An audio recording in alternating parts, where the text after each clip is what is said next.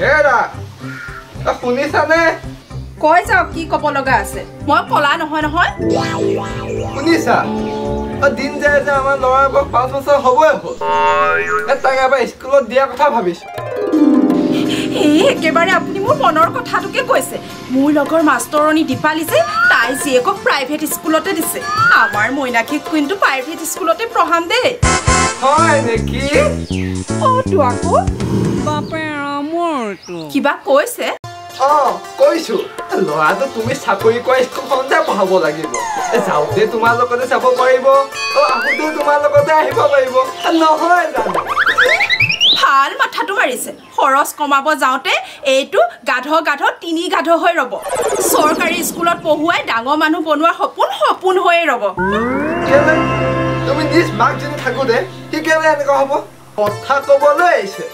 school দেৰি হ'ব বুলি ৰাতিপুৱা চব কাম এৰি মূৰৰ ওপৰত জাপি ৰাতিপুৱা দেখোন 7টা বজাতে ওলোৱাই দৰমহা এফালে প্ৰাইভেট স্কুলত শিক্ষকতকৈ বেছিকৈ পোৱা দিনৰ দিনটো স্কুলত কি পাল মাৰি থাকা হেৰি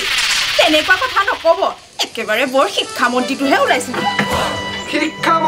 শিক্ষামন্ত্ৰী বুলি নকবা তুমি যদি মই শিক্ষামন্ত্ৰী হোৱা হ'লে তোমালোকৰ নিচিনা শিক্ষক শিক্ষয়িত্ৰী ল'ৰা ছোৱালীবোৰক চৰকাৰী স্কুলত পঢ়োৱাটো বাধ্যতামূলক কৰিলো হয়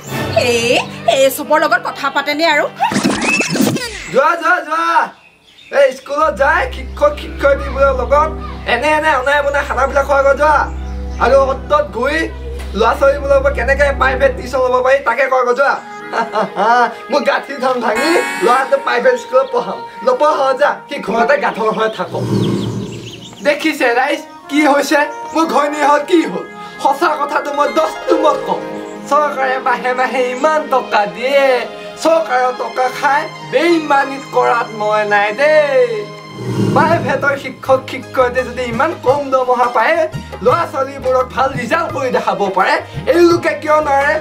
আপোনালোকে কমেণ্ট কৰি জনাব দেই